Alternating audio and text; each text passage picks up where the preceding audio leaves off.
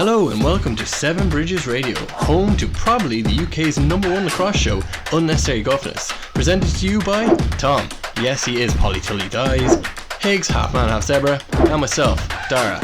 And no, I will not tell you where Pot of Gold is. Today we will discuss all things NCAA, PLL, and also we ask the legend himself, Gurenlian, the Beast, what he has for breakfast. This week I've absolutely nailed it. Enjoy. Thank you for coming back, tuning in to another episode of probably the greatest #1 lacrosse radio show in the UK right now. I'm going on record to say that. Unnecessary gruffness. Unnecessary guffness. You're the one who corrected me on that. Yeah, I know. Not gruff, guff. Yeah. Another interesting week in the world of lacrosse, I guess. Oh. But before we get into any of the actual important stuff, I think backed by popular demand, we're going to bring back the fan favourite, another episode of The Breakfast Club. Yes. So this week on The Breakfast Club, we had the big man himself, Gurenlian.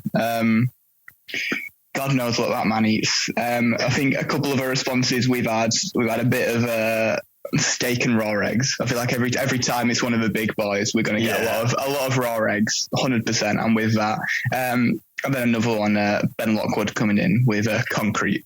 Gurenlian is concrete before a game, which nutritious. Won't surprise me. He probably could. I'm going with the steak and eggs. 100% off the bone, holds it Off with the his cow. hands, He's not even off the cooking cow, finds a field. I think that's the only. How else do you get that big? Well, I was going to kick it off with, again, setting the scene. So I imagine him coming in, and I imagine he's old school kind of lad. He wearing his Redwood jersey, but it's covered in oil, is what I'm thinking, because he's out the back lifting cars. Because that is what he does. I'm guessing he's wearing those shorts with the full-blown leggings, the ones right down to the ankles. No, short shorts. He wears them underneath. Okay, right. I can't stand them. Just to keep his legs in. Yeah, just to keep the muscles from growing even more. And I said he's just having protein, just pure protein, pancakes on the side with everything on top, and he's drinking motor oil because it lubricates his muscles. Yeah, welcome, old man joints together. His old man joints together. Yeah, I mean, he's a serious athlete. Okay, so for those of you who don't know about Gurenlian, sorry, Greg, he went to Penn State. Full-time all-conference face-off guy, sort of second all-time in face-off wins and ground balls there still. And then in the major leagues, he got drafted by the Rattlers and then moved to San Francisco for 2 years for that short-lived franchise out there, the Dragons, where he sort of became that's where he first really came into the wider lacrosse public's attention there. He was basically the face of that franchise, the one constant in that rock and roll roller coaster 2 years that they had out there. And then he was with the Chicago Machine for a bit, and then the last 6 seasons in the MLL, he played for the New York Lizards. 6 times All-Pro, 5-time All-Star. He won the MVP, the league MVP in 2015 when the Lizards won the championship. He was that important to that team, and that's kind of the guy that he became. 2014 World Championship, 2018. Yeah, probably in the discussion, definitely for the best face-off guy of all time. Oh, he's got to be. He's got to always be in that discussion. His forearms are bigger than my legs. Yeah, I mean something like 80%. His legs are bigger than my body. I'm not saying a great deal, mate. All right. I've got the hand and the feet skills. That's all I need. Don't. Yeah. And you have the chat as well, obviously. Yeah. The hand and feet skills. Just people. The hand and the feet skills. It's early. I've not had breakfast. Yeah. We'll give that to you. Yeah. So maybe you should have a Gurenlian breakfast. Yeah, I think the steak and eggs. I get that, right? He's a big boy. He obviously has a lot of protein. He's an intense competitor, but he's also a deep thinker and a real quality coach. Like, he's revolutionised the coaching of the face-off position because he's such a deep thinker and because he's committed to the art of the face-off, So I think probably maybe the art of the face-off, yeah. Maybe it is. Maybe starts with a little bit of overnight oats or something like that. Oh. So you can just grab it and go while he's on the way to the gym. So you stick a protein shake on top of that. And then after the morning workout, I'm thinking rye toast maybe with avocado and poached eggs, maybe with a bit of sriracha or something like that. You get all the good natural fats from the avocado, topping that off with a bit of protein from the eggs. That's what that sounds actually lush. You should be a chef, Higgs. Get that shabakadu into me.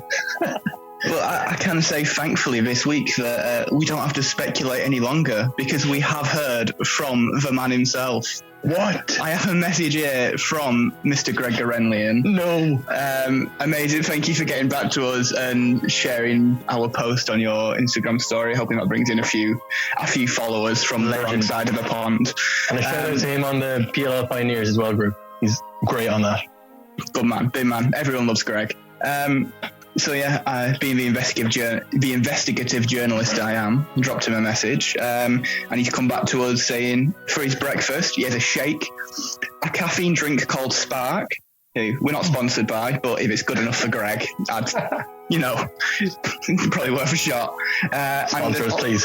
Omelette and wheat toast, and then for his pre-game, peanut butter, banana, and a honey sandwich. Oh my God, that's class. And do you know what I'm noticing again? Complex. No meat. 2 weeks in a row. I don't know if Greg is a veggie or if that's just his pre-game. You don't want to be heavy for a game, though. It's true. It's true. That is true. The legend himself. Jeez. That's why we're the number one. Our pre-game routines, Dad. Now, Haribo and a cup of coffee and maybe a Monster Energy. That's my halftime. That's my halftime meal. The amount of games I've played, especially back in the day at club lacrosse level, where people are having ciggies at halftime or even at quarter time, coming off the bench, subbed off the bench for a ciggy.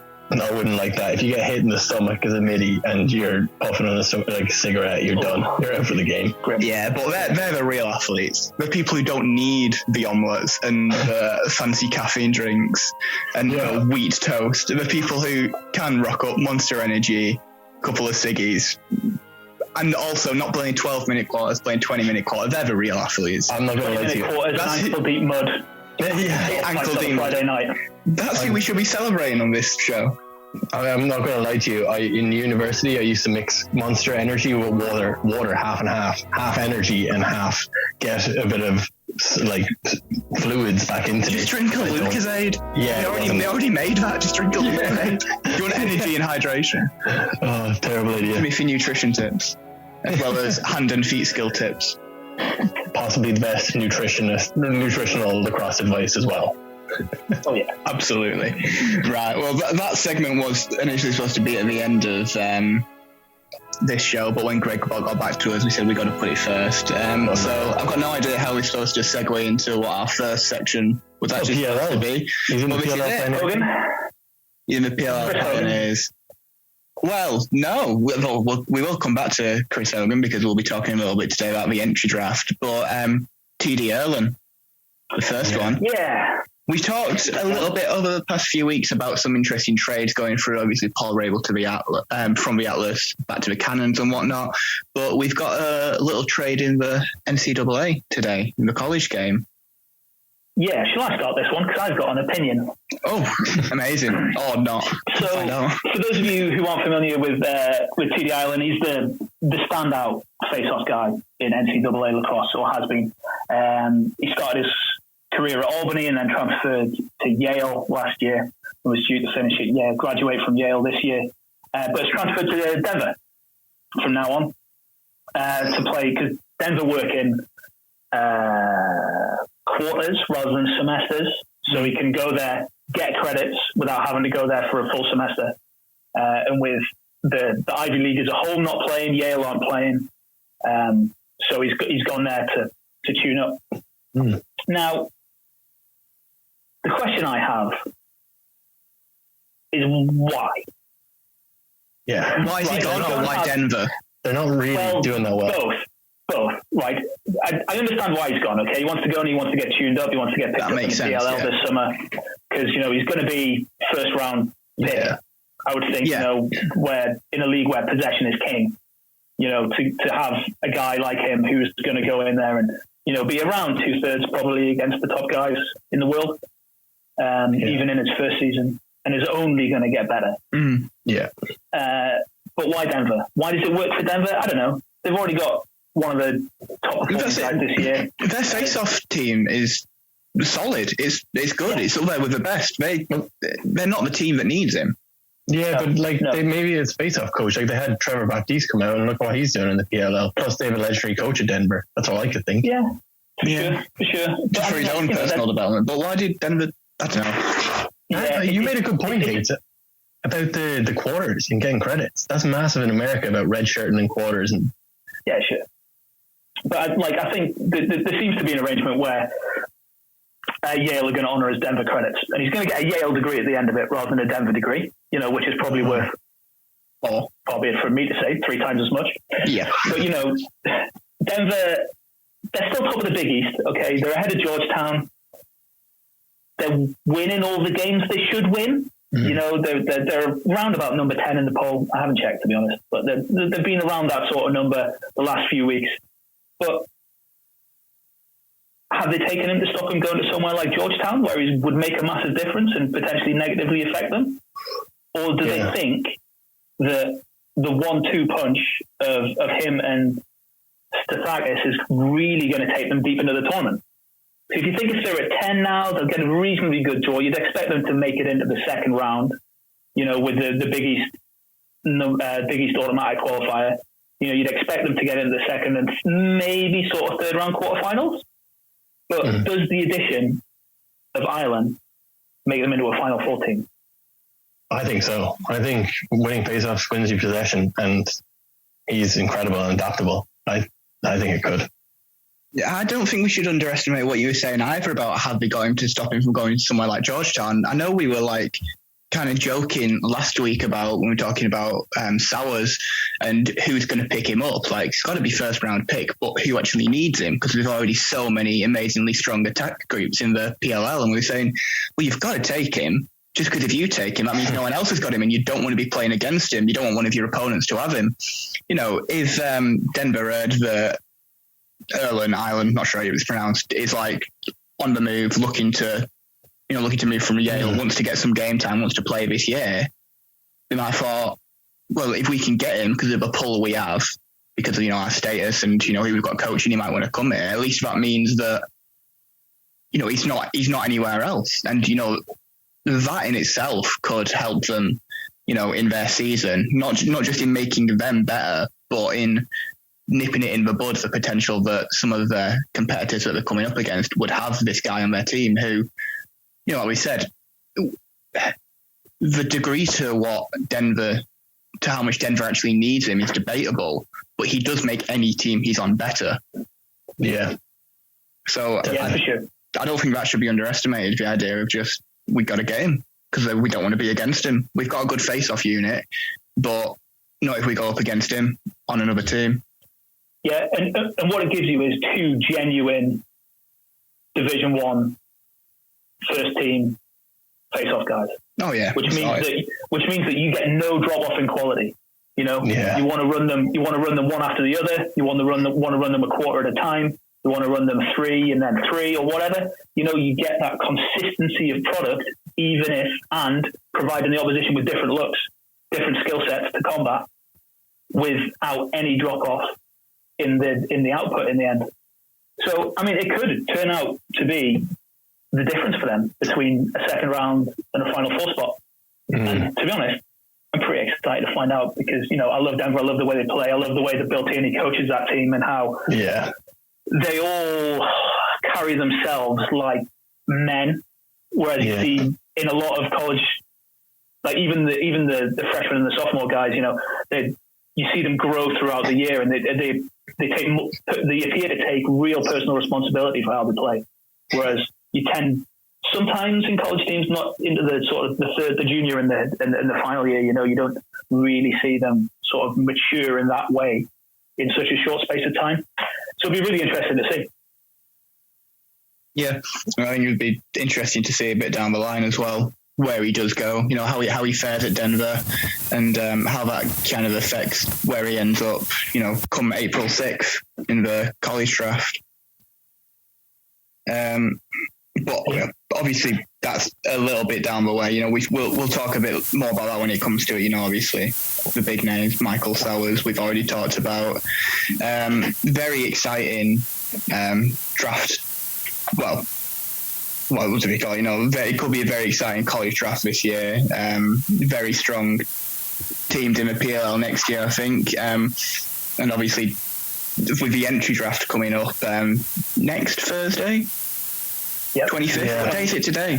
20th, yeah. 5 days. We've got the entry draft coming up. So this will be the first time we get to talk about it. Next week, I assume we'll be coming in with some reactions about, what happens there. But one of the big ones has to be as we mentioned him earlier, has to be Chris Hogan. Yeah. Coming in 5 days' time, we find out where the hell Chris Hogan ends up. I mean, I think we can all agree he's going to go somewhere. Yes, he will be drafted. There's going to be at least one team who's going to want to get him into camp and have a look at him, see how his knees are, see if he can, because he played 10 years in the NFL.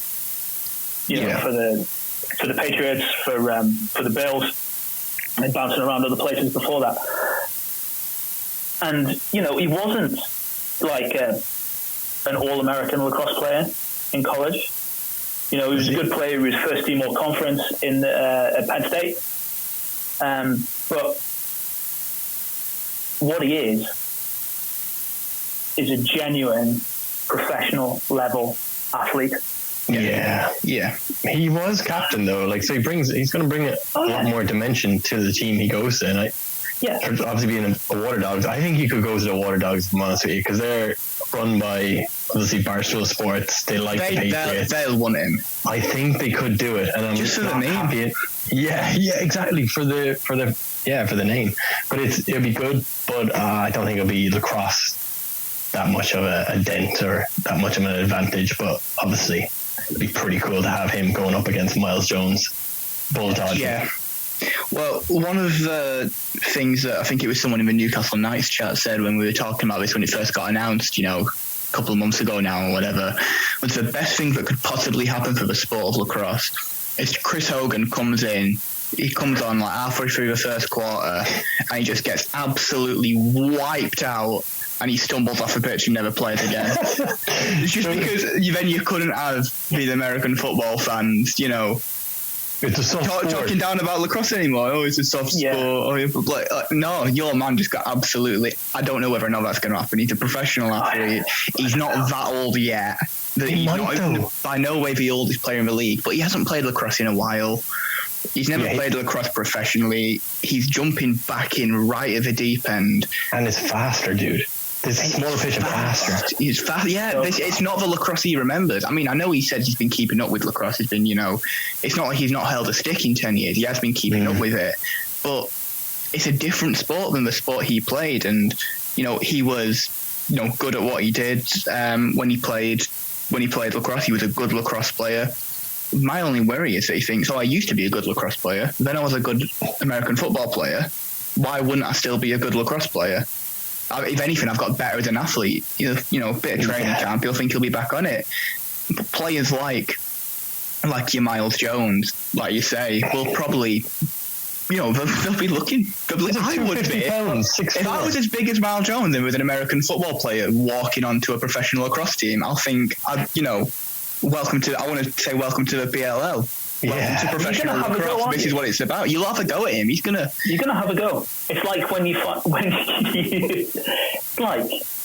playing over here, and then there's some kid with like an American college helmet, and you're like, oh yeah.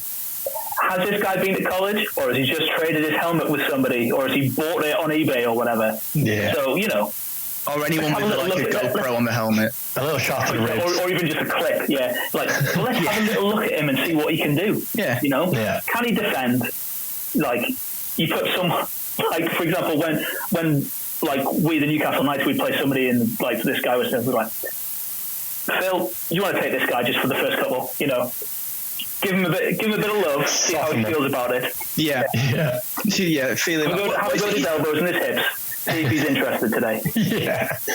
Is he short stick defensive midfielder that he claims he's down as? Is that right? His position? Well, we'll see. But you know, he was a pretty decent sort of two-way guy. You know, he could defend, but he played on offense. Scored, you know, a decent number of goals in his senior season, or his final season anyway. But you know, like I can't see him playing anywhere but short stick D-Millie, to be honest. Yeah, plus he'll have the step for it as well from American football. Like, he's going to be fast enough and agile enough, you know. That's not going to be an issue. No, it'll be his reading of the game at the pace that it's played in the PLL. That'll be the question for me.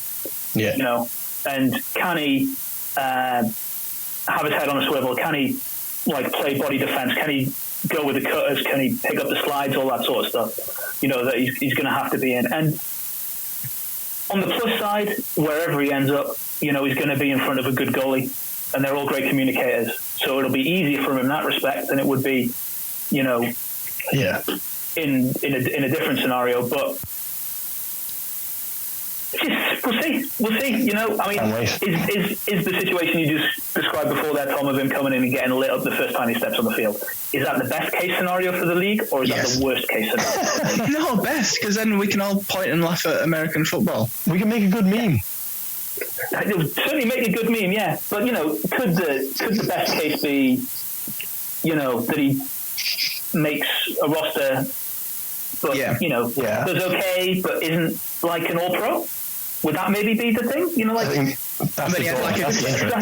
think if he just gets lit up the first time he steps on the field, he can just write it off as a publicity stunt, you know? But if he makes a roster, he gets game time, he plays, he contributes, maybe he gets like a couple of assists and that sort of thing, maybe picks up a 2-pointer or something like that for the sake of argument. You know, is that more of an interesting story that the league can then play on going forwards rather than just like, hey, we tried something that didn't work? Because isn't it Peyton Manning wants all his sons to play lacrosse and not American football? Yeah, so many of these guys who are in the northeast of the states, the pro football guys, their kids play lacrosse. Like anybody who's in like upstate New York or New England, they all sort of like Brady's kids all play lacrosse and that sort of thing as well. You know, really? But you know, because they all go to good schools. Yeah, it's on the East Coast. You know, they all go to fancy private schools where lacrosse is king. Or queen, or whatever, you know. So. True. I think it is an interesting argument about what is best for the sport of lacrosse. I feel like Chris Hogan coming in can only be good in the long run. I think him getting lit up by Miles Jones and hobbling off a pitch in tears and saying, "Mummy, I don't ever want to play lacrosse again, it's too scary," would be great for our own egos. Yeah. But just looking at it now, Paul Rabel, the most famous lacrosse player, social media, he's got like 380,000 followers. Chris Hogan, just some dude who plays American football, 400,000 followers. Yeah.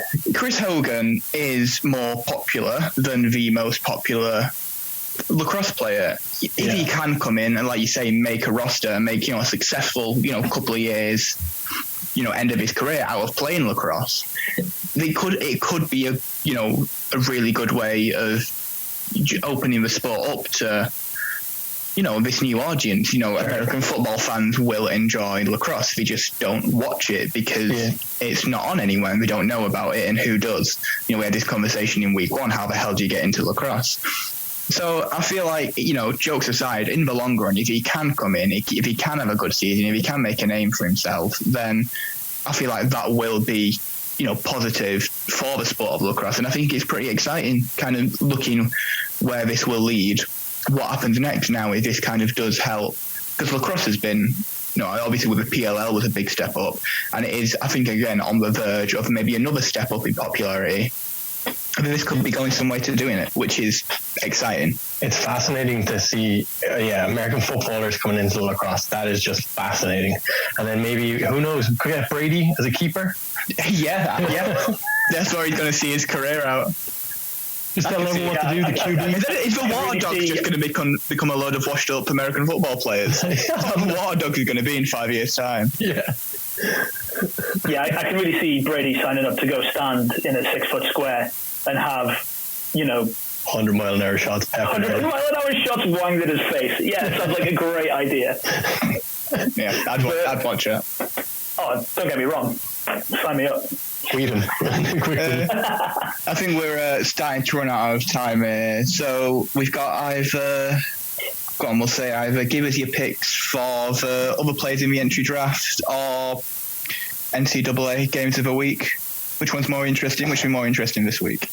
Draft is coming up. Yeah. It's coming up next week. So go on. Just hit us with a few.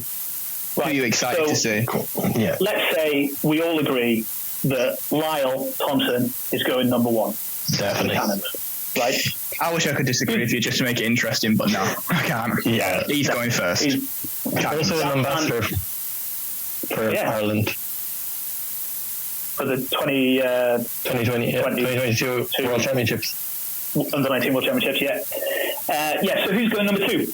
That's a question, isn't it, really? I'm going to be a bit outside here. Steele Stanwyck. He's going number 2. Yeah, we need Stanwyck back. He is the original QB before there was even a position in lacrosse. He is the original behind the goal feeding. Yeah, I'm going full-blown Steele Stanwyck outside. Sure, but the Archers have got the second pick, right? Yeah. Oh, they don't need him. So they're going to ditch. They're going to ditch Marcus Holman off, right, and pick up Stanwyck. You're out of your mind. Yes, I am. I'm just going to double check here that they do actually have the second pick. Where is it? Entry draft? Yeah, Cannons, then Archers. Yeah. Who do Archers need from that entry draft? I don't know. Who do Archers need full stop? Yeah, who do Archers need full stop? So I think they could maybe do with more competition in transition. So maybe someone like Zach Courier or Mikey Slosser, someone like that. Someone who's got the real I was going to say Mikey Slosser, actually. Somebody who's got that real foot speed that is rare, even in the PLL, like the guys that are that fast, are few and far between. But, they might take a defender for depth. Maybe, what about if Archers needed number 2? I could have a bit of competition with that Connor Kirst from Rutgers, 6'3", because they need size for a little dump in the middle. Maybe that could be an outside number 2 pick. 6'2", 230 pounds. I mean, you're talking about Slosser coming in early. I can actually see quite a few outlaw players coming in pretty high up. Obviously, you've got Dan Baccaro, Adler, face-off. I don't know who really needs a face-off in the PLL. Who's most needed a face-off? Everybody needs face-off in the PLL. Everybody needs face-off. He's probably going early then. Yeah, I mean, it's unless you've got the right side college players. Yeah. Ireland's there. And he'll be first round in the college draft. Definitely. So, there's depth. And there's other guys in college as well who'll be worth a look to a lot of PLL teams. Whether they make rosters this year or, the following year is a different matter. But get to 10 teams in this league, man. Yeah. 8. Then you'll start to see some really, really interesting draft. Oh yeah, that's what I'm waiting for. More teams coming in. That is our time pretty much up though. Dead on 5:30 now. So thank you for tuning in again. Cheers for having us back on, Steve. Next week we'll have full entry draft talk. So yeah, thank you for tuning in to probably the greatest all-time lacrosse show in the UK. We are going to get that certified soon. I don't know who by, but we will get it certified so we can drop the probably. So thank you very much for tuning in. Hopefully see you again next week.